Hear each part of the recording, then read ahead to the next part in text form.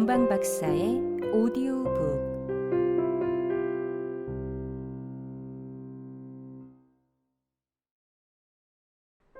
고전 소설 다시 읽기. 첫 번째, 데미안. 제 7장, 에바 부인.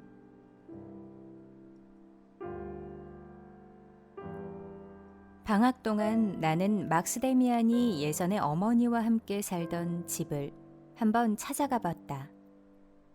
한 노부인이 정원을 거닐고 있었다.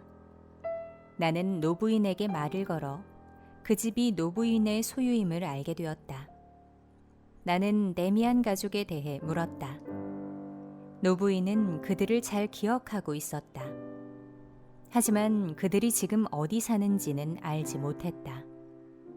노부인은 내가 관심이 많은 걸 알아채고는 나를 집 안으로 데리고 들어갔다.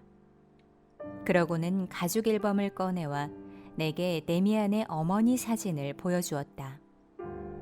나는 데미안의 어머니에 대한 기억이 거의 없었다. 하지만 그 작은 사진을 보는 순간 심장이 멎는 것만 같았다. 내가 바로 꿈속에서 보았던 모습이었다. 바로 그녀였다. 키가 크고 거의 남성적인 여인의 모습. 아들과 닮았으면서도 모성적인 면과 엄격한 면과 깊이 열정적인 면을 갖추고 있었다. 아름답고 매혹적이었다. 아름다우면서도 가까이 범접할 수 없었으며 악령인 동시에 어머니였고 운명인 동시에 연인이었다. 바로 그녀였다.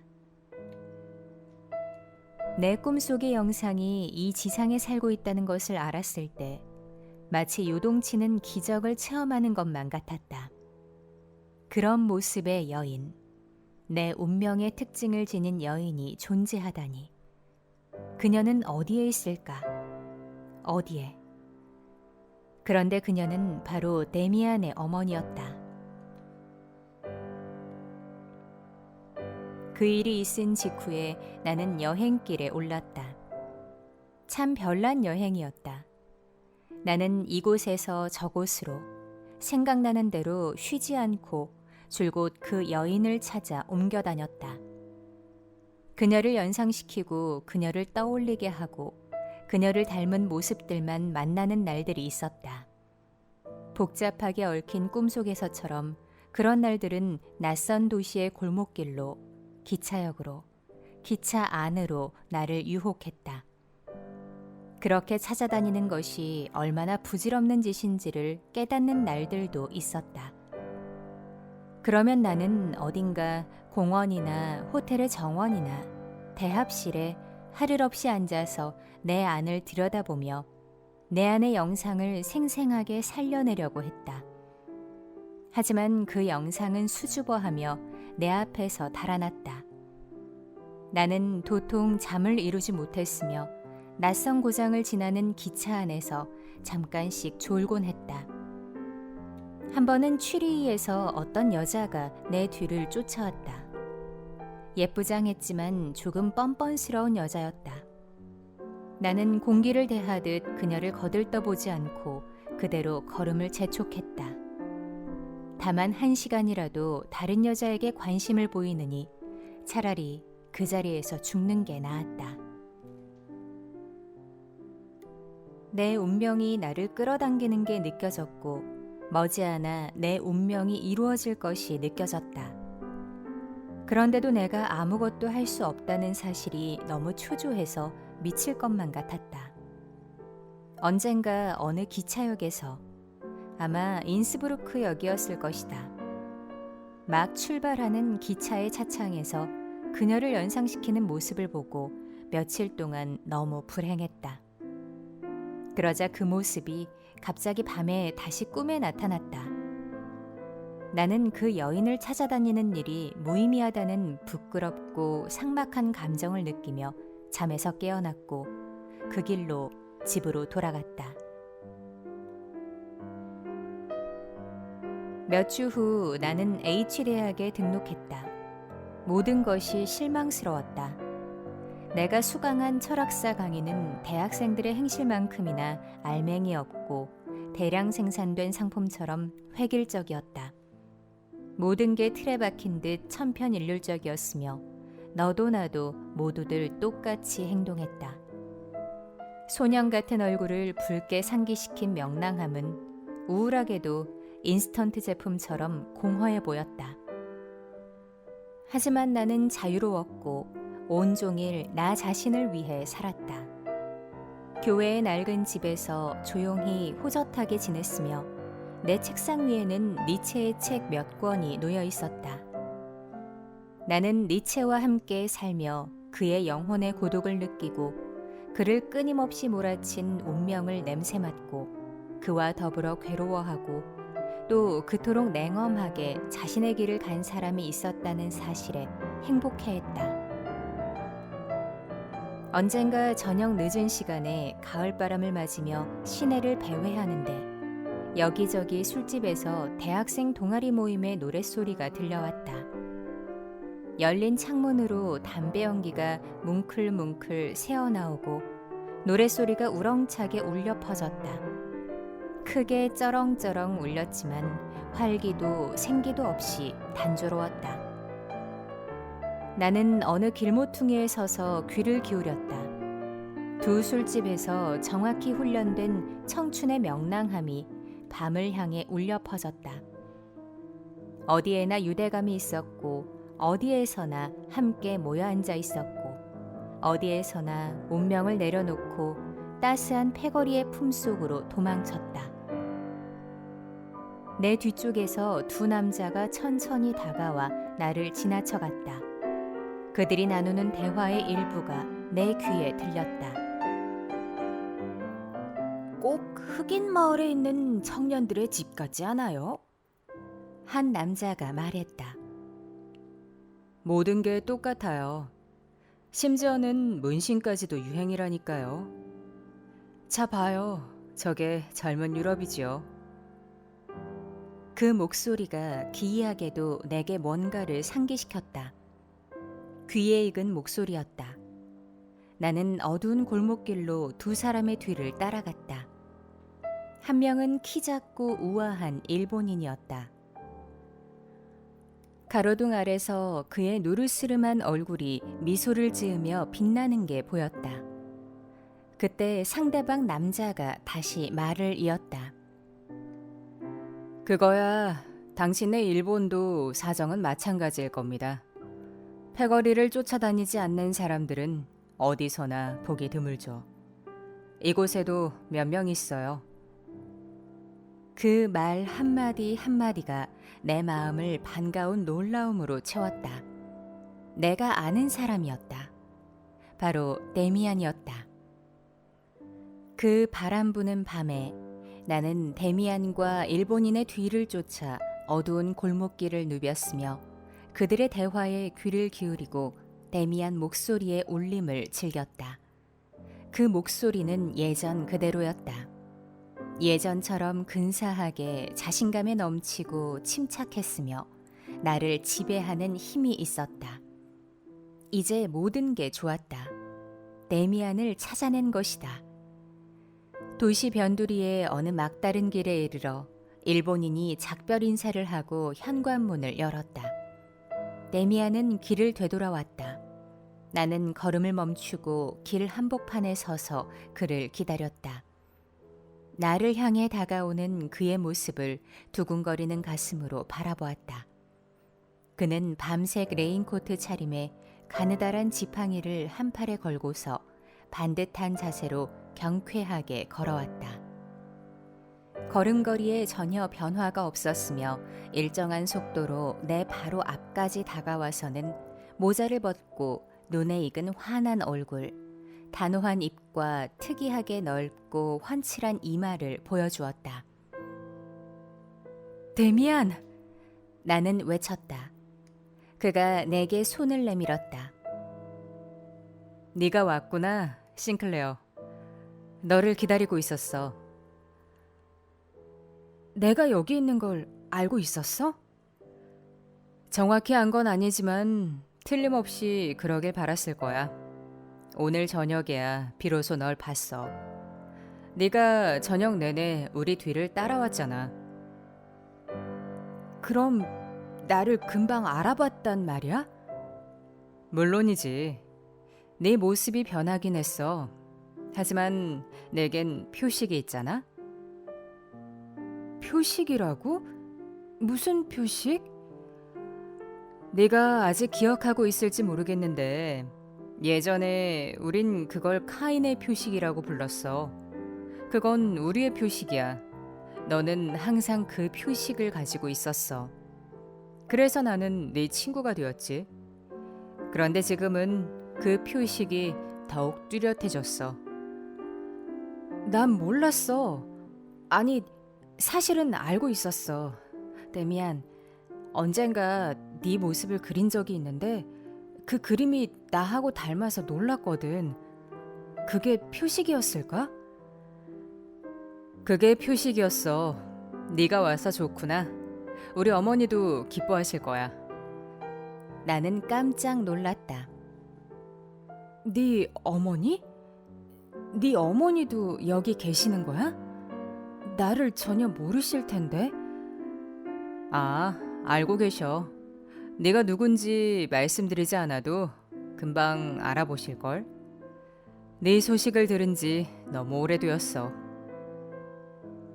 아, 여러 번 편지를 쓰려고 마음먹었지만 쓰지 못했어.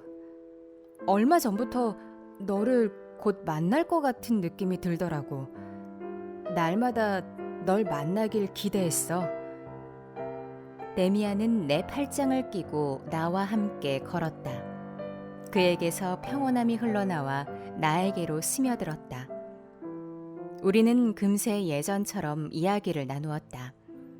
학창 시절 견진예를 위한 수업 시간, 그리고 언젠가 방학 중에 그 불행했던 만남을 떠올렸다.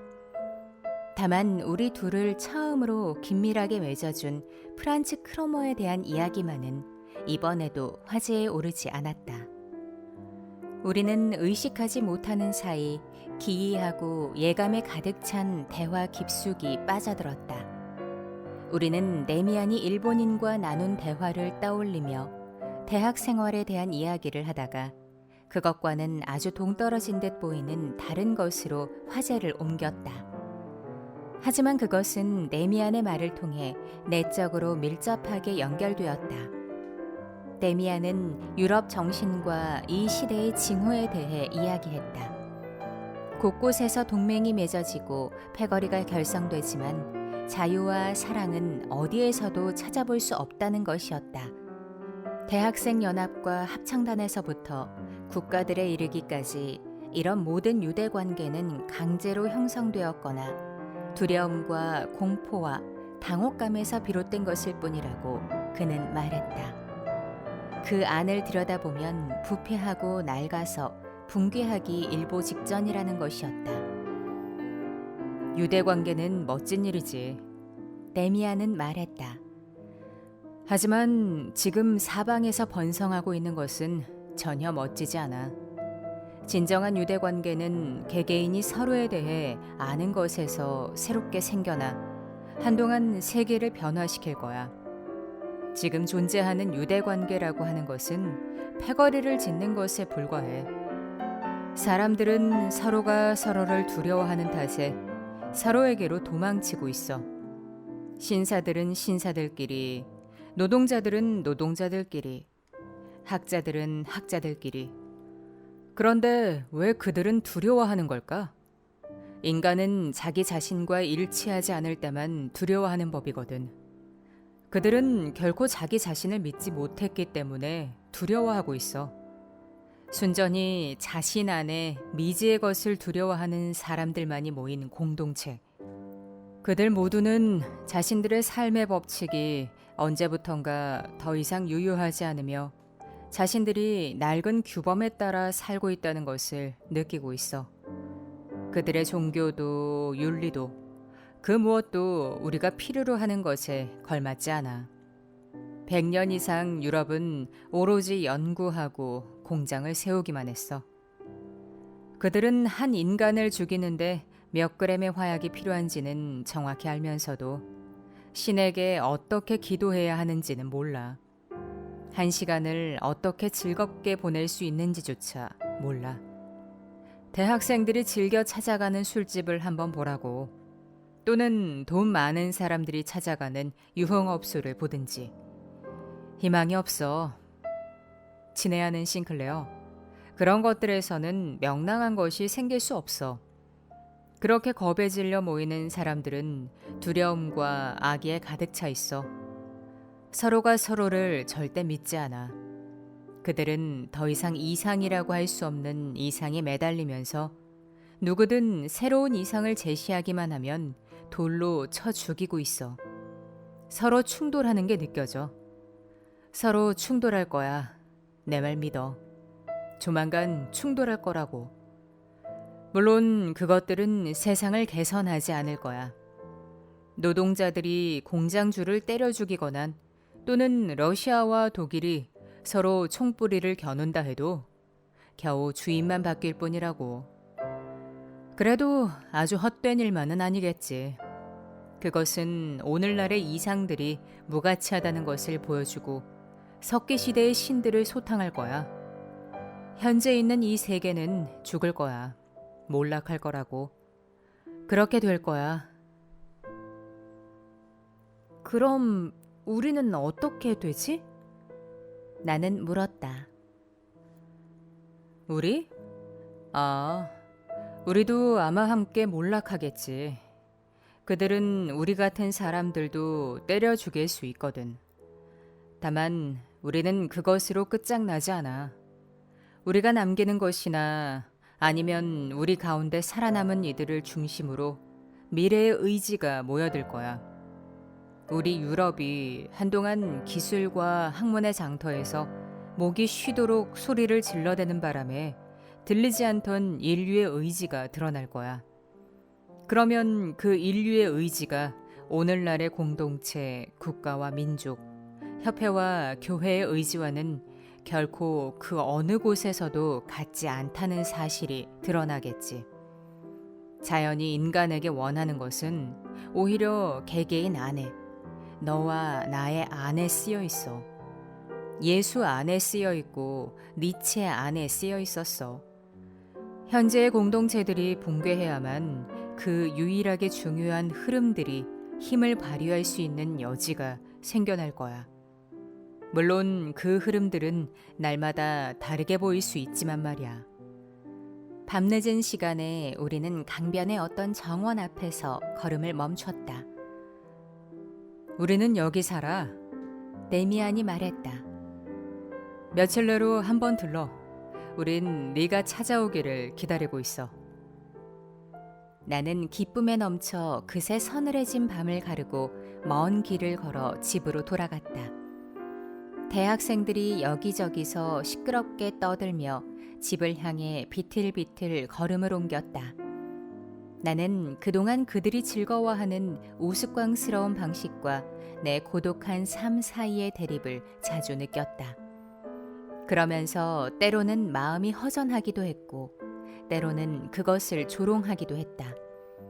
하지만 그것이 나와는 얼마나 상관없는 것이고 그 세계가 내게는 얼마나 멀리 사라진 것인지를 그날처럼 평온한 마음으로 은밀히 힘차게 느낀 적은 없었다. 고향 도시의 관리들이 생각났다. 그 늙고 품위 있는 신사들은 지복의 낙원에 대한 추억처럼 술집에서 보낸 대학 시절의 기억에 매달렸으며 가령 시인이나 낭만주의자들이 어린 시절을 숭배하듯 학창 시절에 사라진 자유를 숭상했다. 어디서나 똑같았다. 본인의 책임을 지라는 독촉을 받고 본연의 길을 가라는 채근을 받을까 두려워서 그들은 어디서나 자유와 행복을 등 뒤 어딘가에서 찾았다. 몇 년 동안 거나하게 술을 마시며 흥청망청 지내다가 안전한 피난처로 기어들어 국가에 봉사하는 엄숙한 나리가 된 것이다. 그렇다. 썩었다. 우리 주변은 썩어 빠졌다. 그나마 대학생들의 이런 어리석음은 수많은 다른 일들에 비하면 덜 어리석고 덜 나쁜 것이었다. 그러나 내가 멀리 떨어진 집에 돌아와 침대에 누웠을 때 이런 모든 생각들은 어디론가 사라졌으며 내 모든 감각은 설레는 마음으로 그날이 내게 선사한 커다란 약속에 매달렸다. 내가 원하기만 하면 당장 내일이라도 데미안의 어머니를 만날 수 있었다. 대학생들이 술집에서 죽치며 얼굴에 문신을 하든 말든, 세상이 썩어 문드러져서 몰락하기를 기다리든 말든 나하고 무슨 상관이랴. 나는 오로지 내 운명이 새로운 모습으로 나를 향해 오기만을 기다렸다. 나는 아침 늦게까지 푹 잤다. 새날이 마치 들뜬 경산날처럼 밝아왔다. 그런 날은 어린 시절 크리스마스 이후로 처음이었다. 마음은 초조하고 혼란스러웠지만 두려움은 전혀 없었다. 나를 위해 중요한 날이 밝았다는 것을 느낄 수 있었다. 나는 주변의 세계가 변한 것을 눈으로 보고 느꼈다. 주변의 세계는 기대에 차 있었으며 의미심장하고 경사스러웠다. 사락사락 내리는 가을비도 아름답고 고요했으며 즐겁고 장중한 음악이 넘치는 축제날 같았다. 생전 처음으로 외부 세계가 내 내면 세계와 완벽하게 조화를 이루었다. 이제 영혼의 축제날이고 이제 살아야 할 보람이 있었다. 그 어떤 집도 쇼윈도도 골목길의 얼굴도 나를 방해하지 않았다. 모든 게 원래 있어야 하는 그대로였지만 평범하고 익숙한 것에 공허한 얼굴을 하고 있지 않았다. 모든 게 기대에 찬 자연이었으며 경외하는 마음으로 운명을 맞이할 채비를 갖추고 있었다. 어린 소년이었을 때 나는 크리스마스나 부활절 같은 아주 경사스러운 날 아침에 세상을 그렇게 보았다. 이 세상이 아직도 그렇듯 아름다울 수 있다는 것을 미처 알지 못했다. 나는 내 안에 깊이 침잠해 살면서 외부 세계에 대한 감각을 잃어버렸다고 체념하는 것에 익숙해져 있었다. 빛나는 색채의 상실은 필연적으로 어린 시절의 상실과 관련 있으며 말하자면 이 고운 빛을 포기해야만 영혼의 자유와 씩씩함을 얻을 수 있다고 여겼다. 그런데 이제 그 모든 것이 다만 깊이 파묻혀 어둠에 덮여 있었을 뿐이며 어린 시절의 행복을 포기하고 자유를 택한 사람도 세상이 환히 빛나는 것을 보고 어린아이처럼 내적 전율을 맛볼 수 있음을 깨닫고 황홀했다. 간밤에 막스 데미안과 헤어진 교회의 정원에 다시 찾아갈 시간이 다가왔다. 비에 젖은 잿빛의 키 큰 나무들 뒤에 아담한 집이 한 채 숨어 있었다. 집은 밝고 아늑해 보였으며 커다란 유리병 너머에서 관목들이 꽃을 피웠고 번쩍이는 창문들 너머 어두운 벽에는 그림들이 걸리고 책들이 꽂혀 있었다. 현관문을 지나자 곧장 작고 따사한 홀에 이르렀다. 검은 옷에 하얀 앞치마를 두른 늙은 하녀가 말없이 나를 맞아들여 외투를 받아들었다. 하녀는 나를 홀에 혼자 두고 나갔다.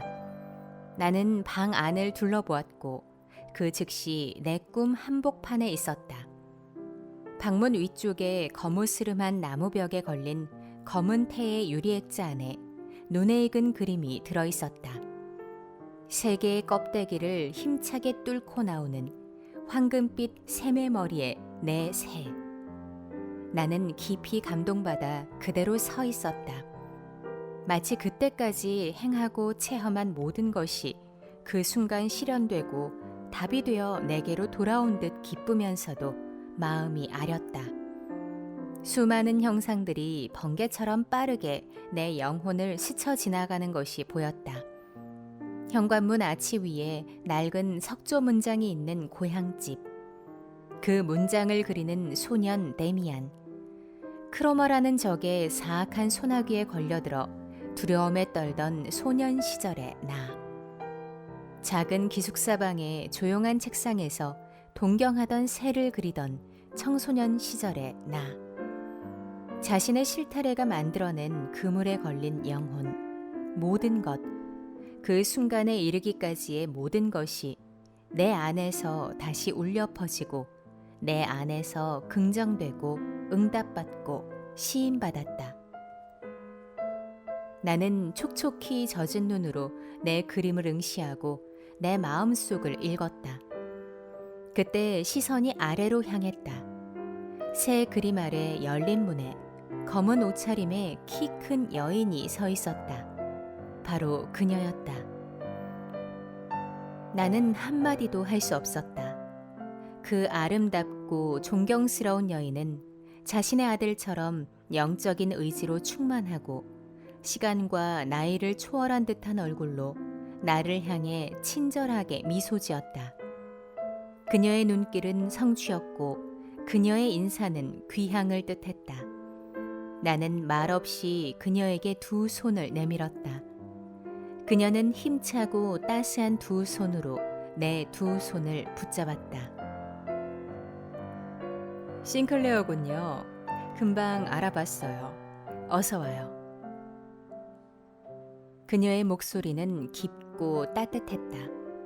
나는 그 목소리를 달콤한 포도주처럼 들이마셨다.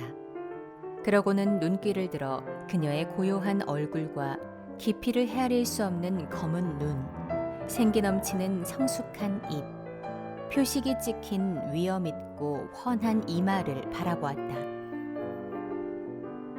지금 얼마나 기쁜지 모릅니다. 나는 그녀의 손에 입맞추며 말했다. 지금까지 줄곧 세상을 헤매다가 이제야 집에 돌아온 것 같습니다. 그녀는 어머니처럼 미소 지었다. 집에는 절대로 돌아가지 못해요. 그러고는 상냥하게 말했다. 하지만 친밀한 길들이 마주치는 곳에서 잠시 온 세상이 고향처럼 보이죠.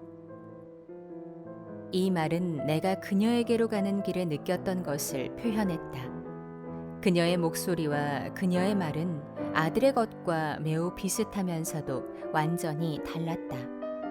모든 것이 더 성숙했고 더 따뜻했고 더 자명했다.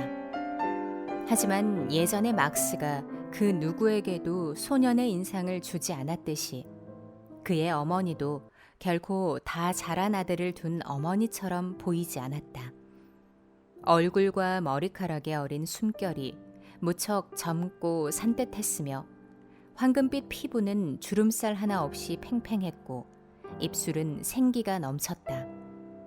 실제 모습이 꿈속의 모습보다 더욱 당당했다. 그녀 곁에 있음은 사랑의 행복이었고 그녀의 눈길은 성취였다. 그것은 나의 운명이 내게 다가온 새로운 모습이었다. 더 이상 엄격하지도 않았고 더 이상 고독하게 만들지도 않았다. 아니, 그것은 성숙했으며 즐거움으로 넘쳤다. 나는 어떤 결정도 내리지 않았고 어떤 맹세도 하지 않았다. 나는 목적지에 이르렀다. 앞으로 갈 길이 멀리 찬란하게 모습을 드러내는 높은 길목에 이르렀다. 그 길은 약속의 땅을 향해 뻗어 있었으며 가까이 다가온 행복의 나무의 우둠지 그늘에 덮여 있었고 가까이 다가온 온갖 즐거움의 정원들에 의해 서늘했다. 앞으로 어떻게 되든 상관없이 나는 이 세상에서 그 여인을 알게 되고 그녀의 목소리를 들이마시고 그녀 가까이에서 숨을 쉴 수 있어서 더없이 행복했다. 그녀가 내게 어머니이던 연인이던 여신이던 내 곁에 있기만 하다면야. 내 길이 그녀의 길 가까이에 있기만 하다면야. 그녀는 내 삶의 그림을 가리켰다. 저 그림으로 싱클레어가 우리 막스를 얼마나 기쁘게 한지 알아요. 그녀는 사려 깊게 말했다. 그리고 나도 무척 기뻤어요. 우리는 싱클레어를 기다렸어요. 저 그림이 왔을 때 우리는 싱클레어가 우리를 향해 오는 중이라는 걸 알았죠. 싱클레어가 어린 소년이었을 때 우리 아들이 어느 날 학교에서 돌아와 이렇게 말했어요. 이마에 표식이 있는 애가 있는데 틀림없이 내 친구가 될 거야. 그 아이가 싱클레어였죠. 그동안 많이 힘들었을 거예요. 하지만 우리는 싱클레어를 믿었어요. 언젠가 방학에 집에 돌아왔을 때 막스를 다시 만난 적이 있죠. 그때 싱클레어는 15살쯤 되었을 거예요. 막스가 내게 그 이야기를 했죠. 나는 그녀의 말을 끊었다. 이런, 막스가 그 이야기를 했다고요? 그땐 가장 비참한 시절이었어요. 그래요. 그때 막스가 이런 말을 하더라고요. 이제 싱클레어에게 몹시 힘든 일이 닥칠 거야. 싱클레어는 또다시 사람들 모임으로 도망치려 하고 있어. 심지어 술집까지 드나들고 있어. 하지만 그렇게는 안 될 거야. 싱클레어의 표식이 밖으로 드러나 있지는 않지만 은밀히 그를 불태우고 있거든. 실제로 그렇지 않았나요? 네, 맞아요. 정확히 그랬어요. 그러다 베아트리체를 만났고 그러다 마침내 다시 인도자가 나타났어요. 이름이 피스토리우스였죠. 어째서 내 소년 시절이 막스에게 그토록 묶여 있었고 어째서 내가 막스에게서 벗어나지 못했는지 그제야 똑똑히 깨닫게 되었어요. 친애하는 부인, 사랑하는 어머니. 그때 저는 차라리 제 손으로 목숨을 끊어야겠다는 생각을 자주 했어요. 이 길은 누구에게나 그렇게 힘든가요? 그녀는 한 손으로 공기처럼 가볍게 내 머리카락을 쓰다듬었다. 태어나는 건 언제나 힘든 일이에요. 싱클레어도 잘 알잖아요.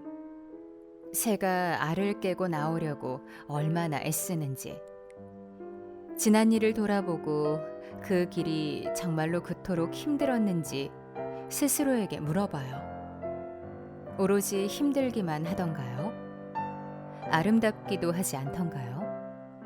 그보다 더 아름답고 더 쉬운 길이 있었을 것 같아요.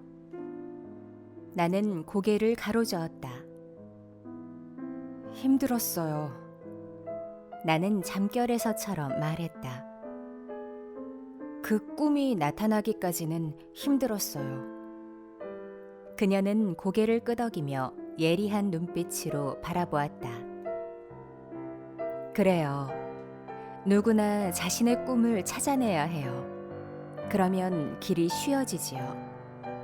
하지만 언제까지나 계속되는 꿈은 없어요. 어떤 꿈이든 새로운 꿈에 밀려나기 마련이죠.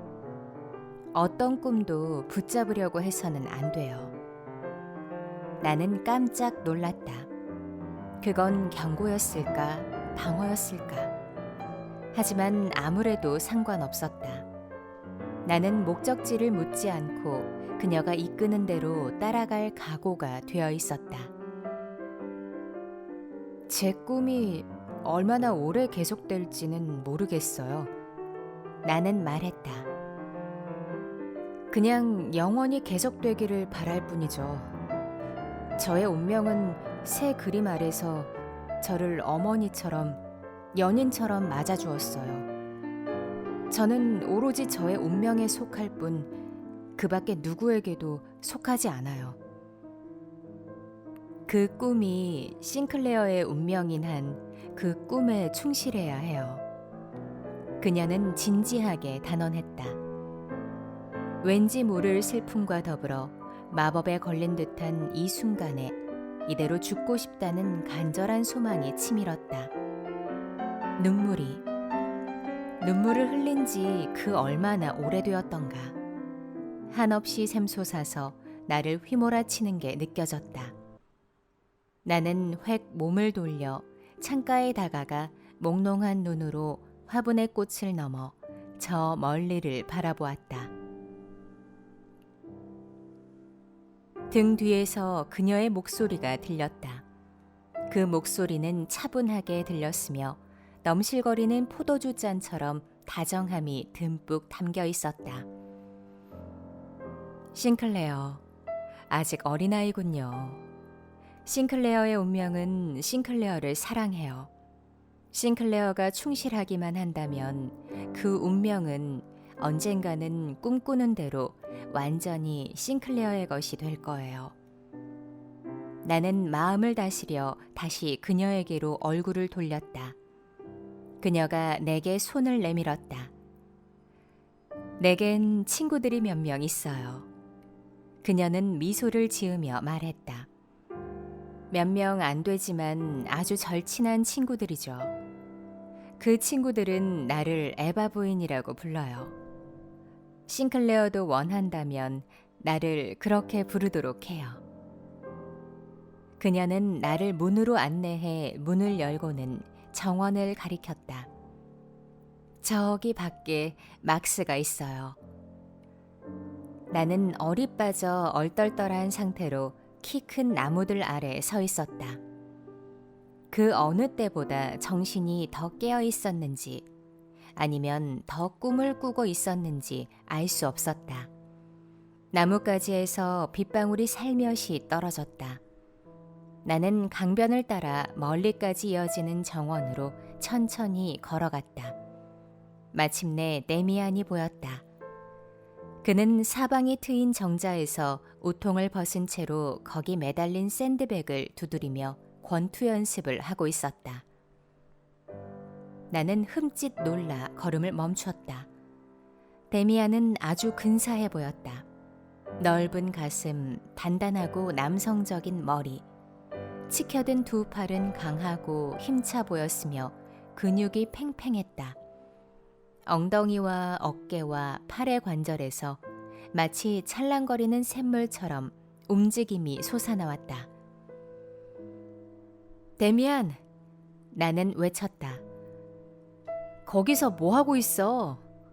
그가 유쾌하게 웃음을 터뜨렸다. 훈련하는 중이야. 그 작은 일본인하고 레슬링을 한 판 붙기로 약속했거든. 그 친구가 고양이처럼 날쌘데다가 여간 음흉해서 말이야. 하지만 나를 당해내지 못할걸. 그 친구에게 아주 작은 굴욕을 빚었어. 그는 셔츠와 재킷을 입었다. 우리 어머니를 벌써 만난 모양이지? 그가 물었다. 그래, 데미안. 참 멋진 분이시더라고. 에바 부인. 그 이름이 완벽하게 어울려. 모든 존재의 어머니 같으셔. 그가 한순간 생각에 잠겨 내 얼굴을 바라보았다. 너 벌써 그 이름을 알고 있어? 이봐, 대단한데? 어머니가 처음 만난 자리에서 그 이름을 알려준 사람은 네가 처음이거든. 그날부터 나는 아들이며 형제처럼 또한 애인처럼 그 집을 드나들었다. 대문을 닫고 들어서면 그렇다. 정원의 키 큰 나무들이 멀리서 시야를 채우면 나는 마음이 풍요롭고 행복했다. 밖에는 현실이 있었다. 밖에는 거리와 집, 사람과 시설, 도서관과 강의실이 있었다. 하지만 그 집 안에는 사랑과 영혼이 있었고 동화와 꿈이 살고 있었다. 그런데도 우리는 결코 세상과 격리되어 살지 않았다. 우리는 종종 생각과 대화를 통해 세상 한복판에서 살았다. 다만 다른 차원에서 살았을 뿐이다. 우리를 대다수 사람들과 갈라놓는 것은 어떤 경계가 아니라 세상을 보는 다른 방식이었다. 우리의 과제는 세상의 하나의 섬, 어쩌면 하나의 본보기를 제시하는 것. 어쨌든 다른 가능성을 예고하는 삶을 사는 것이었다. 오랫동안 고독하게 살아온 나는 완벽한 혼자 있음을 맛본 사람들 사이에서 가능한 공동체를 알게 되었다. 이젠 더 이상 행복한 사람들의 식탁, 유쾌한 사람들의 잔치로 돌아가기를 갈망하지 않았다. 다른 사람들이 함께 있는 것을 보아도 이젠 더 이상 질투와 향수에 시달리지 않았다. 그리고 표식을 지닌 사람들의 비밀을 서서히 전수받았다. 우리 표식을 지닌 이들이 세상 사람들의 눈에는 당연히 기이한 사람들, 심지어는 위험한 미치광이로 보일 수 있었다. 우리는 깨어난 사람들, 아니면 깨어나고 있는 사람들이었다. 우리의 노력은 점점 더 완벽하게 깨어있음을 지향하는 반면에 다른 사람들의 노력과 행복 추구는 자신들의 의견, 자신들의 이상과 의무, 자신들의 삶과 행복을 집단의 것에 점점 더 단단히 올가매는 것을 지향했다. 거기에도 노력은 있었고 거기에도 힘과 위대함은 있었다. 그러나 우리 표식을 지닌 자들은 새로운 것, 고립된 것, 미래의 것을 향한 자연의 의지를 나타낸다고 생각되는 반면에 다른 사람들은 기존의 것을 고수하려는 의지 속에서 살았다. 그들에게 인류는 그들 역시 우리처럼 인류를 사랑했다. 보존하고 보호해야 하는 완성된 것이었다. 우리에게 인류는 우리 모두가 찾아가고 있는 먼 미래였다. 어떤 모습인지 아무도 알지 못하고 그 법칙이 어디에도 쓰여 있지 않은 먼 미래. 에바 부인, 막스와 나, 그리고 매우 다양한 방식의 구도자들이 우리 모임을 이루었다. 우리 모임에 좀 더 적극적인 사람들도 있었고 좀 더 소원한 사람들도 있었다. 그들 중에는 남다른 목표를 세우고 특별한 길을 걸으며 특별한 견해와 의무를 신봉하는 사람들도 있었다. 그들 가운데에는 점성술사와 카발라 교도도 있었고 또 톨스토이 백작을 추종하는 사람도 있었다. 여리고 소심하고 상처받기 쉬운 온갖 사람들, 새로운 종파의 추종자들, 인도 요가의 애호가들, 채식주의자들 등등의 사람들이 있었다. 사실 우리는 제각기 서로 상대방의 비밀스러운 삶의 꿈을 존중한다는 점 말고는 그들 모두와 어떤 정신적인 공통점도 없었다. 과거의 신들과 새로운 이상들을 추구했던 인류의 행적을 좇는 사람들이 우리와 제일 가까웠다. 그들이 탐구하는 것은 종종 내 친구 피스토리우스를 상기시켰다. 그들은 책을 가져와 우리에게 고대 언어로 쓰인 텍스트들을 번역해주고 옛 상징들과 제이들의 그림들을 보여주었다. 그리고 인류가 지금까지 소유했던 모든 이상들이 무의식적인 영혼의 꿈들, 미래의 가능성들에 대한 예감을 더듬더듬 쫓아갔던 인류의 꿈들로 이루어져 있음을 우리에게 알려주었다. 그래서 우리는 기독교의 여명이 트기 전까지 고대를 지배했던 수없이 많은 기이한 신들의 무리를 섭렵했다. 또 고독하게 신앙에 몰두하는 자들의 종파도 있으며 종교들이 이 민족에서 저 민족으로 전수되는 과정에서 변화한 것도 알게 되었다. 우리는 이렇게 수집한 모든 것을 토대로 우리의 시대와 현재의 유럽을 비판했다.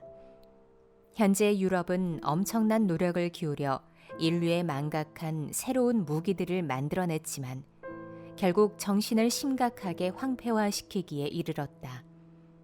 유럽은 전 세계를 얻은 대가로 영혼을 상실했기 때문이다. 또한 우리 모임에는 특정한 희망과 구원론을 신봉하는 신도들도 있었다. 유럽을 개종하려는 불교도들과 톨스토이 추종자들과 또 다른 종파들도 있었다. 우리와 비교적 가까운 사람들은 그런 이론들을 귀 기울여 들었지만 그 어느 것도 상징 이상의 것으로는 받아들이지 않았다. 장차 미래를 어떻게 일굴 것인가 하는 걱정은 우리 표식을 지닌 사람들의 몫이 아니었다. 우리에게는 모든 종파, 모든 구원론이 처음부터 죽은 것이었고 무용지물이었다. 우리는 제각기 온전히 자기 자신이 되는 것만이 우리의 의무이고 운명이라고 느꼈다. 우리 각자 안에서 작용하는 자연의 싹에 완전히 부응해 그 뜻에 맞게 살고 불확실한 미래에 무슨 일이 일어나든 전부 받아들일 각오를 다지는 것만이 우리의 의무이고 운명이었다. 입 밖에 내어 말하든 말하지 않든 우리 모두는 새로운 것의 출현과 현재 하는 것의 붕괴가 이미 피부로 감지할 수 있을 정도로 가까이 왔음을 뚜렷이 느꼈기 때문이다. 데미안은 이따금 이렇게 말했다. 앞으로 무슨 일이 일어날지는 예측할 수 없어. 유럽의 영혼은 아시라의 오래전부터 사실에 매여 있는 짐승과도 같아. 그 짐승이 사실에서 풀려나 처음으로 움직이게 되면 절대 유쾌하지 않을 거야. 하지만 사람들이 그토록 오래전부터 거짓말로 둘러대고 마비시켜온 영혼의 진실한 공궁이 드러나게 되면 아무리 온갖 수단과 방법을 동원해도 소용없을걸. 그러면 우리의 뜻을 펼칠 날이 오고 사람들이 우리를 필요로 하는 날이 올 거야. 안내자나 새로운 입법자로서가 아니라 우리가 새로운 법을 겪는 일은 더 이상 없을 거야. 길을 함께 가다가 운명이 부르는 곳에서 멈춰설 각오가 되어 있는 사람들로서 우리를 필요로 할 거야. 이봐, 사람들은 모두 자신들이 추구하는 이상이 위협받게 되면 전혀 믿어지지 않는 일을 불사할 각오가 되어 있어. 하지만 새로운 이상, 어쩌면 위험하고 으스스한 새로운 성장의 움직임이 문을 두드리면 아무도 나서지 않아. 그때 우리 몇몇 사람이 나서서 함께 길을 가게 될 거야. 그걸 위해 우리에겐 표식이 새겨져 있어. 두려움과 증오심을 일깨우며 당시의 인류를 비좁은 목가적 삶으로부터 위험한 넓은 세상으로 몰고 가기 위한 표식이 카인에게 새겨져 있었던 것처럼 말이지. 인류의 행로에 영향을 미친 사람들은 모두 예외 없이 모두 오로지 운명을 받아들일 각오가 되어 있었기 때문에 그럴 수 있었고 그런 행적을 남길 수 있었어. 모세와 부처님도 그랬고 나폴레옹과 비스마르크도 그랬어. 누군가 어떤 흐름에 이바지하고 어떤 좌표에 의해 움직일지는 스스로 선택할 수 없어. 비스마르크가 사회 민주주의자들을 이해하고 그들의 요구를 들어주었다면 영리한 정치가였겠지만 운명적인 남자는 되지 못했을 거야. 나폴레옹, 카이사르, 로욜라 모두가 그랬어. 항상 생물학적으로 생각하고 발전사적으로 생각해야 해. 지표면에 격변이 수생동물을 육지로, 육상동물을 물속으로 내몰았을 때 운명을 받아들일 준비가 되어 있었던 표본들만이 유례없는 새로운 일을 완수하고 새롭게 적응해 자신들의 종을 구할 수 있었어. 그런 표본들이 자신들의 종에서 기존의 것을 보존하는 보수주의자로서 탁월했는지 아니면 괴짜이며 혁명가로서 탁월했는지는 알 수 없어. 그들은 준비가 되어 있었고 그래서 자신들의 종을 새로운 발전으로 인도해 구할 수 있었지. 우린 그걸 알고 있어. 그래서 우리도 준비를 하려는 거야. 이런 대화를 나누는 자리에 에바 부인도 종종 함께 있었지만 이런 식으로 직접 대화에 끼어들지는 않았다. 각자 자신의 생각을 표명하는 우리 모두에게 그녀는 신뢰와 이해심으로 가득 찬 경청자요, 메아리였다.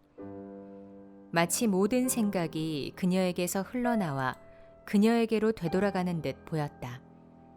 그녀 가까이에 앉아서 이따금 그녀의 목소리를 듣고 그녀를 애워싼 성숙함과 영혼의 분위기에 동참하는 것이 내게는 행복이었다. 내 안에서 무슨 변화가 일어나면, 우물하거나 새로운 일이 생기면 그녀는 즉시 알아챘다. 내가 잠을 자면서 꾸는 꿈들이 마치 그녀의 계시인 듯 느껴졌다. 나는 그녀에게 종종 내 꿈 이야기를 했다. 그러면 그녀는 그것을 당연하고 자연스럽게 받아들였으며 그녀가 분명하게 이해하지 못할 특이한 일은 존재하지 않았다. 한동안 나는 우리가 낮에 나눈 대화를 본뜬 듯한 꿈들을 꾸었다. 온 세상이 혼란에 휩쓸린 가운데 나는 혼자서나 아니면 데미안과 함께 가슴 졸이며 커다란 운명을 기다리는 꿈을 꾸었다. 운명은 감추어져 있었지만 어딘지 모르게 에바 부인의 모습을 하고 있었다. 에바 부인에게 선택받느냐 아니면 거부당하느냐, 그것이 운명이었다. 그녀는 이따금 미소를 머금고 말했다. 싱클레어의 꿈은 그게 전부가 아니에요. 싱클레어는 꿈의 제일 좋은 부분을 잊었어요. 그러면 그 부분이 다시 생각났고 내가 어떻게 그걸 잊을 수 있었는지 이해하지 못하는 일도 있었다. 나는 때때로 만족하지 못하고 욕망에 시달렸다. 그녀를 바로 지척에서 바라보면서도 팔로 안을 수 없다는 사실을 더는 참을 수 없을 것만 같았다. 그녀는 그것도 즉시 알아차렸다.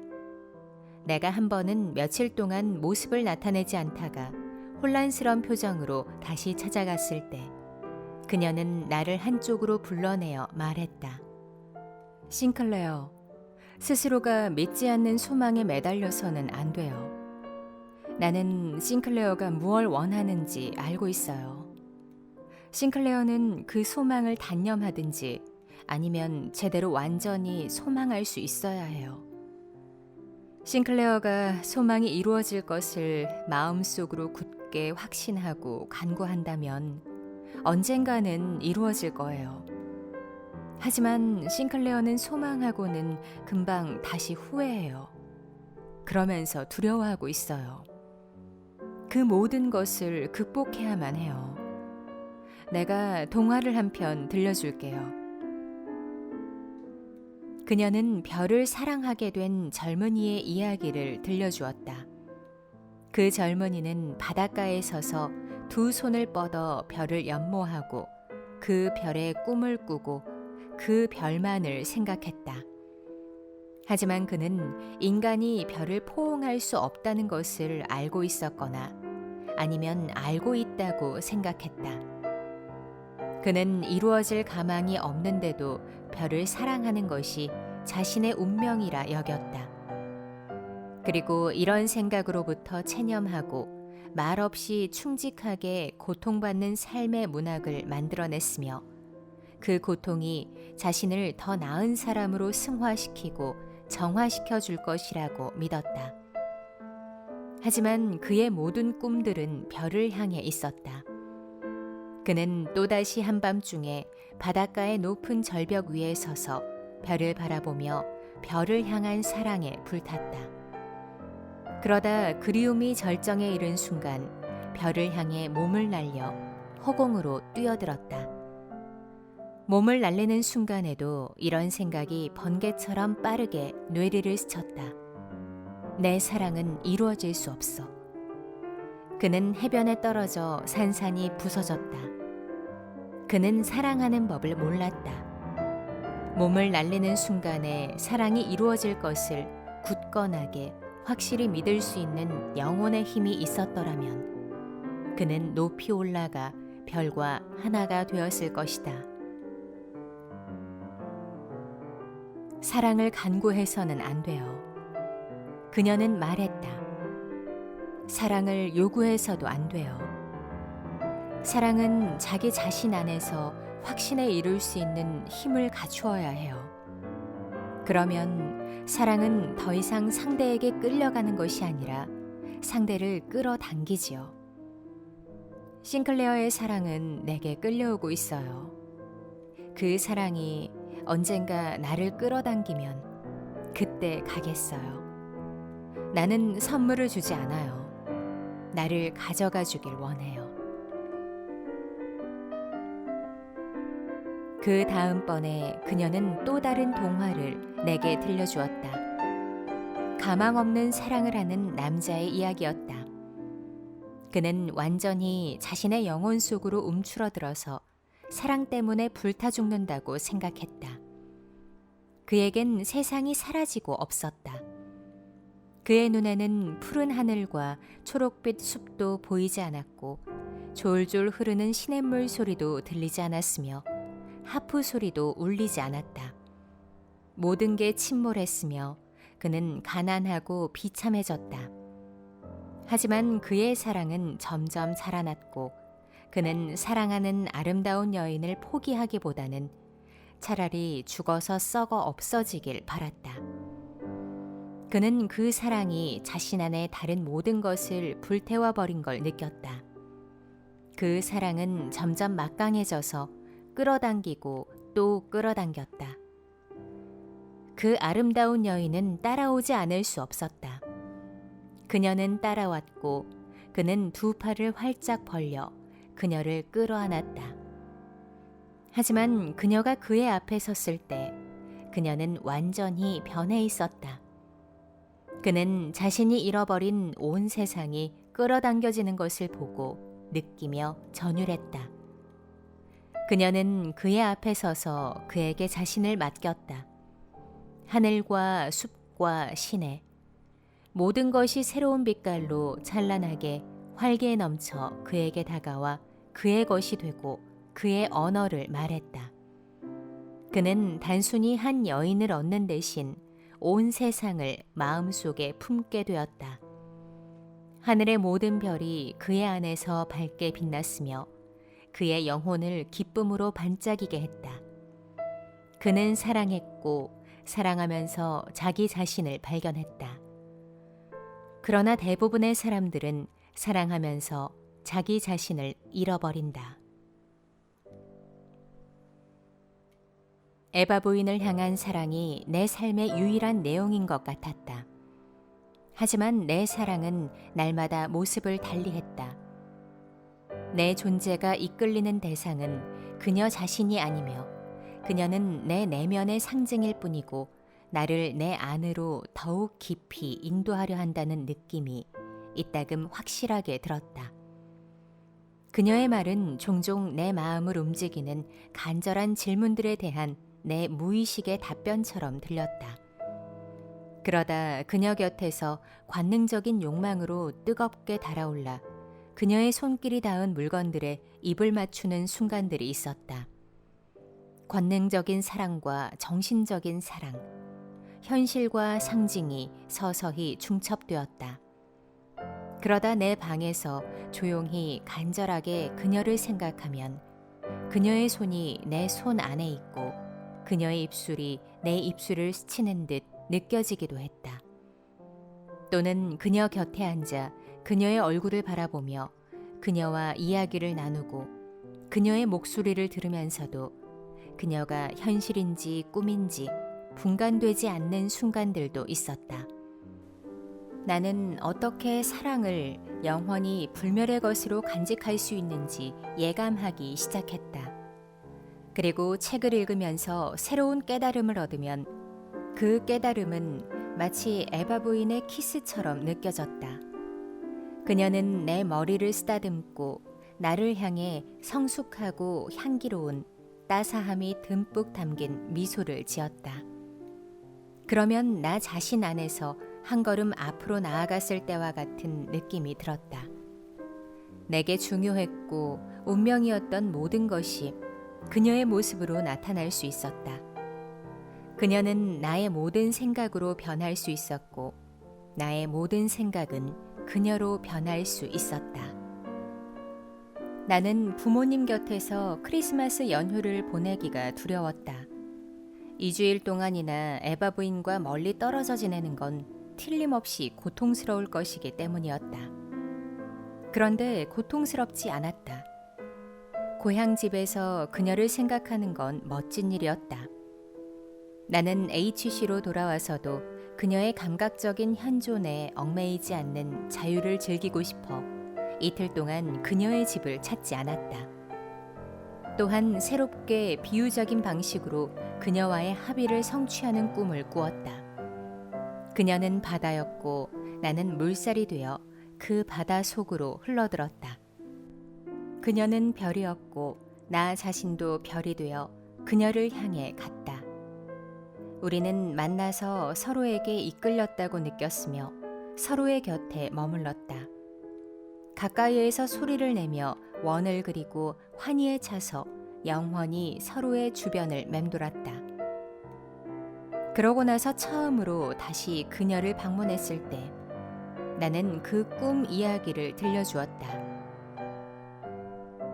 아름다운 꿈이군요. 그녀는 조용히 말했다. 그 꿈을 실현해봐요. 이른 봄의 어느 날이었다. 나는 그날을 결코 잊지 못한다. 홀에 들어서자 창문이 활짝 열려 있었고 진한 히아신스 향기가 온화한 대기에 실려 방 안에 진동했다. 홀에 아무도 보이지 않아서 나는 막스 데미안의 서재를 향해 층계를 올라갔다. 살짝 노크하고는 평소의 습관대로 대답을 기다리지 않고서 방 안에 들어섰다. 방 안은 어두웠고 커튼이 모두 드리워져 있었다. 작은 옆방으로 통하는 문이 열려 있었다. 그곳은 막스가 화학 실험실로 이용하는 곳이었다. 거기에서 비구름 사이로 비치는 봄날의 밝고 하얀 햇살이 어른거렸다. 나는 방 안에 아무도 없는 줄 알고서 커튼 하나를 옆으로 젖혔다. 그러자 커튼이 드리워진 창문 가까이 등받이 없는 걸상에 앉아있는 막스 데미안의 모습이 보였다. 몸을 웅크리고 앉아 있었는데 이상하게도 평소와 달라 보였다. 그런 광경을 예전에 한번 체험한 적이 있다는 직감이 그 순간 번개처럼 뇌리를 스쳤다. 두 팔은 미동 없이 축 늘어지고 두 손은 무릎에 놓여 있었다. 앞으로 살짝 숙이고 두 눈을 크게 뜬 얼굴은 죽은 사람처럼 멍하니 생기가 없었다. 작은 빗줄기 하나가 마치 유리 조각에 비치듯 눈동자에 흐릿하게 반사되었다. 창백한 얼굴은 자신 안에 침참해 있었으며 완전히 경직되어 아무런 표정도 없었다. 마치 사원의 정문을 장식한 태고의 동물 가면 같았다. 그는 숨을 쉬지 않는 듯 했다. 지난 기억이 떠오르면서 온몸에 소름이 끼쳤다. 정확히 그런 모습을 예전에 한번 본 적이 있었다. 여러 해 전 내가 아직 어린 소년이었을 때, 그때도 두 눈이 저렇게 내면을 향해 굳어 있었고 두 손이 저렇게 생기 없이 나란히 놓여 있었으며 파리 한 마리가 그의 얼굴을 기어갔다. 그리고 그때, 아마 6년 전일 것이다. 그는 저렇게 늙고 저렇게 시간을 초월한 듯 보였다. 얼굴의 주름살 하나하나까지도 그때와 똑같았다. 나는 두려움에 사로잡혀 살며시 방을 나와 층계를 내려갔다. 홀에서 에바 부인을 만났다. 그녀는 안색이 창백하고 피곤해 보였다. 그런 모습은 처음이었다. 그림자 하나가 창문을 스치면서 눈부신 하얀 햇살이 벼랑간 사라졌다. 막스에게 갔다 왔어요. 나는 얼른 속삭이듯 말했다. 무슨 일이 있었어요? 막스가 잠을 자고 있는지 아니면 침잠하고 있는지 잘 모르겠어요. 저런 모습을 전에도 한번 본 적이 있어요. 설마 그 아이를 깨우지는 않았겠죠? 그녀가 조급하게 물었다. 네, 막스는 제 소리를 듣지 못했어요. 저는 얼른 방을 도로 나왔어요. 에바 부인, 막스에게 무슨 일이 있는지 말씀해 주시겠어요? 그녀는 손등으로 이마를 훔쳤다. 걱정 말아요, 싱클레어. 그 아이한테는 아무 일도 없어요. 안으로 침잠했을 뿐이에요. 오래 걸리지 않을 거예요. 그때 마침 비가 내리기 시작했는데도 그녀는 자리에서 일어나 정원으로 나갔다. 나는 따라가서는 안 될 것 같은 느낌이 들었다. 그래서 홀을 오락가락하며 정신을 마비시킬 것 같은 강렬한 히아신스 향기를 맡고 문 위에 걸린 내 새 그림을 뚫어져라 바라보고 그날 아침 그 집을 채운 기이한 그림자를 가슴 조이며 들이마셨다. 이게 뭘까? 무슨 일이 일어난 걸까? 곧 에바 부인이 돌아왔다. 그녀의 검은 머리카락에 빗방울이 맺혀 있었다. 그녀는 안락 의자에 앉았다. 온몸에 피곤이 내려앉아 있었다.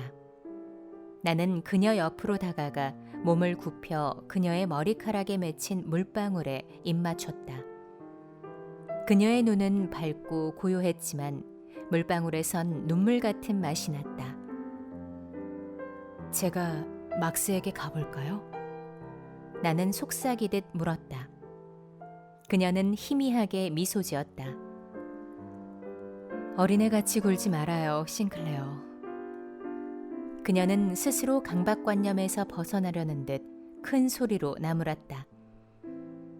이제 그만 가봐요. 나중에 다시 오도록 해요. 지금은 싱클레어와 이야기할 수 없어요.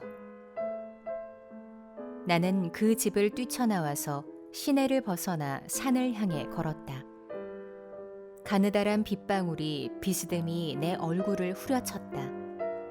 구름이 무겁게 짓눌려 겁에 질린 듯 낮게 흘러갔다. 산 아래는 바람이 별로 불지 않았지만 높은 곳에서는 폭풍이 휘몰아치는 듯 했다. 태양이 간간히 강철 같은 잿빛 구름을 뚫고 창백한 빛을 잠깐 반짝 내비쳤다. 누르스름한 옅은 구름이 하늘 멀리에서 몰려와 잿빛 구름의 벽 앞에 고였다. 불과 몇 초 만에 바람이 노란색과 푸른색에서 거대한 새의 형상을 만들어냈다. 새는 푸른색의 혼돈을 뚫고 나와 크게 날개짓하며 하늘로 사라졌다. 그 후 폭풍이 울부짖는 소리가 들리고 우박 섞인 비가 후두둑 쏟아졌다. 폭풍 후 휘몰아치는 풍경 위로 천둥이 우르릉 쾅쾅 엄청나게 섬뜩한 소리를 잠깐 내뱉었다. 곧이어 다시 한 줄기 햇살이 비치고 갈색의 숲 너머 가까운 산 위에서 창백한 눈이 비현실적으로 흐릿하게 빛을 발했다. 몇 시간 후 내가 비바람에 흠뻑 젖어 돌아갔을 때 데미안이 직접 현관문을 열어주었다. 그는 나를 위층의 자기 방으로 데려갔다. 실험실 안에서 가스불꽃이 타오르고 종이가 여기저기 널려 있었다. 뭔가 일을 하고 있었던 듯 싶었다. 앉아. 그가 나에게 자리를 권했다. 피곤해 보여. 날씨 한번 고약하지? 실컷 바깥을 돌아다닌 모양이군. 곧 차를 내올 거야. 오늘 무슨 일인가가 벌어지고 있어. 나는 망설이며 입을 열었다. 단순한 비바람이 아닐 수도 있어. 데미안은 캐묻듯이 나를 바라보았다. 뭘 본 모양이구나. 그래, 구름 속에서 한순간 뚜렷한 형상을 보았어. 어떤 형상이었는데? 새였어. 새매? 그 새 맞아? 네가 꿈속에서 본 새? 맞아. 내 샘이었어. 노랗고 엄청나게 컸는데 검푸른 하늘로 날아갔어. 데미안은 숨을 깊이 내쉬었다. 노크 소리가 났다. 늙은 하녀가 차를 내왔다. 차 마셔, 싱클레어. 네가 그 새를 우연히 본 게 아닐까? 우연히? 그런 걸 우연히 볼 수도 있어? 좋아, 우연은 아니야. 뭔가 의미가 있어. 그게 뭔지 알아? 아니, 몰라. 다만 뭔가 충격적인 사건, 운명의 한 걸음을 뜻한다는 것만 느껴져. 우리 모두에게 관계되는 것 같아. 데미안은 조급하게 방 안을 오락가락했다. 운명의 한 걸음이라고. 그가 큰 소리로 외쳤다. 지난밤에 나도 같은 꿈을 꿨어. 그리고 어머니도 어제 이상한 예감이 드셨대. 너랑 같은 말씀을 하시더라고. 나는 사다리를 타고 나무인지 탑인지를 올라가는 꿈을 꿨어. 위에 올라가자 사방이 훤히 보였어. 광활한 평원이었는데 도시들과 마을들이 불타고 있었어. 아직은 전부 이야기할 수 없어. 아직 모든 게 분명하지 않거든. 그 꿈이 너를 가리키는 거야? 나는 물었다.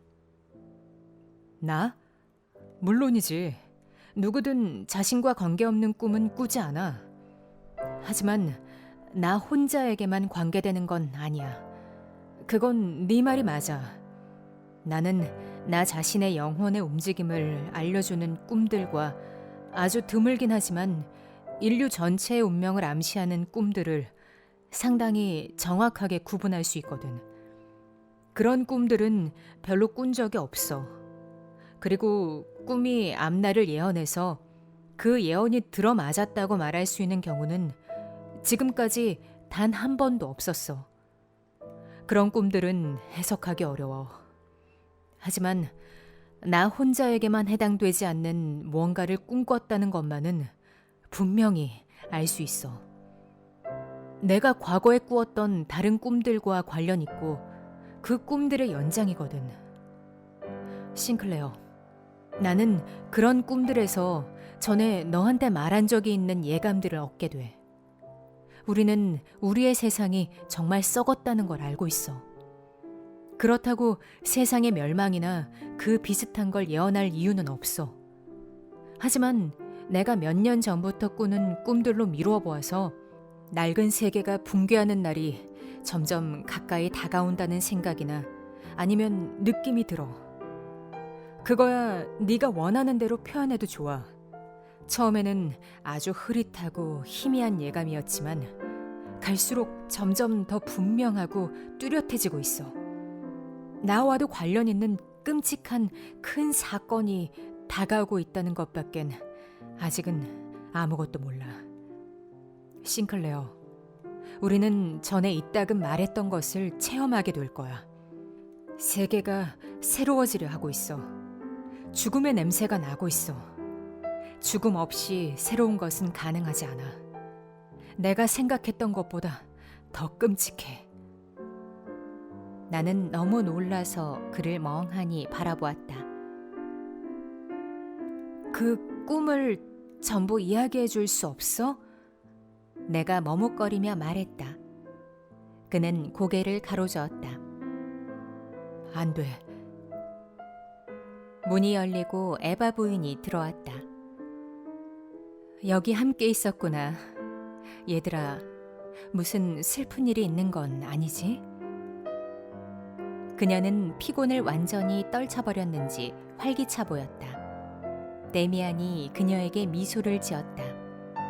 그녀는 겁에 질린 아이들을 대하는 어머니처럼 우리에게 다가왔다. 우린 슬퍼하지 않아요, 어머니. 다만 이 새로운 징조들이 무얼 뜻하는지 수수께끼를 조금 풀어보려고 했을 뿐이에요. 하지만 그건 중요하지 않아요. 지금 오게 될 일은 불시에 들이닥칠 거예요. 그러면 우리가 알아야 할 일을 알게 되겠죠. 하지만 나는 울적해졌다. 작별 인사를 하고 혼자 홀을 지나오는데 히아신스 향기가 맥없이 시들해져서 시체 냄새를 풍기는 듯 했다. 그림자 하나가 우리를 뒤덮었다.